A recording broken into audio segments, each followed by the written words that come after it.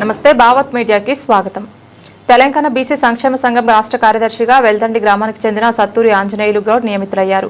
ఈ మేరకు బీసీ సంక్షేమ సంఘం జాతీయ అధ్యక్షులు రాజ్యసభ సభ్యులు ఆర్ కృష్ణయ్య బీసీ భవన్లో బీసీ సంక్షేమ సంఘం జాతీయ వర్కింగ్ ప్రెసిడెంట్ అరుణ్ బాబు, బీసీ నిరుద్యోగ జేఏసీ అధ్యక్షులు నీలా వెంకటేష్ సమక్షంలో జరిగిన కార్యక్రమంలో నియామక పత్రాన్ని అందజేశారు.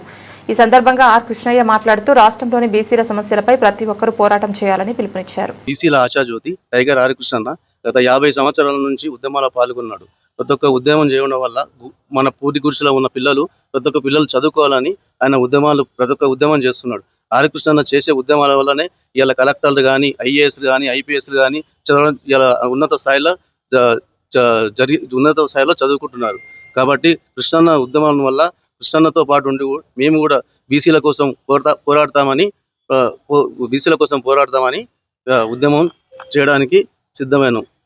నాకు ఆర్ కృష్ణన్న బీసీ సంక్షేమ సంఘం రాష్ట్ర సెక్రటరీ పదవి ఇచ్చిండు. ఆయన ఇచ్చినందుకు ధన్యవాదాలు తెలుపుతూ ఆర్ కృష్ణన్న ఎమ్మడి ఉండి ఆయన చేసే ఉద్యమంలో పాల్గొనడం మా అదృష్టంగా భావిస్తున్నాం.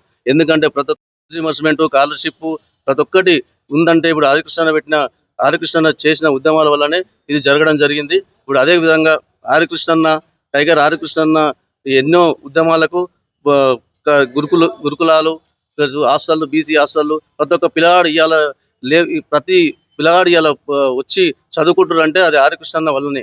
రిజర్వేషన్ కామారెడ్డి డిక్లరేషన్ లో 42 రిజర్వేషన్ ఇస్తానని ఇప్పటి వరకు సీఎం రేవంత్ రెడ్డి దాన్ని ఇవ్వలేదు. సీఎం రేవంత్ రెడ్డి ఏ విధంగా అయితే 42 రిజర్వేషన్ ఇస్తానని బీసీలను మోసం చేసి గొంతుకు వస్తుండో ఆ విధంగా సీఎం రేవంత్ రెడ్డి కూడా బీసీల ఓట్లతో గెలిచి ఇవాళ బీసీలకు అన్యాయం చేస్తుండు, బీసీల గొంతుకు వస్తుండు. సీఎం రేవంత్ రెడ్డి రెడ్డి వర్గం అనేది బీసీలని అలగదొక్కుతుండ్రు.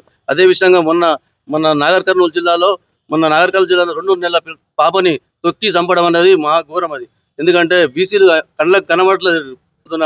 పోలీసు వాళ్ళు కూడా పట్టించుకోకుండా పరిస్థితి అయిపోయింది. అక్కడ ఏమున్నా కానీ మొన్న ఆర్ కృష్ణన్న పోయినందుకే ఎమ్మడే ముగ్గురిని అరెస్ట్ చేయడం జరిగింది.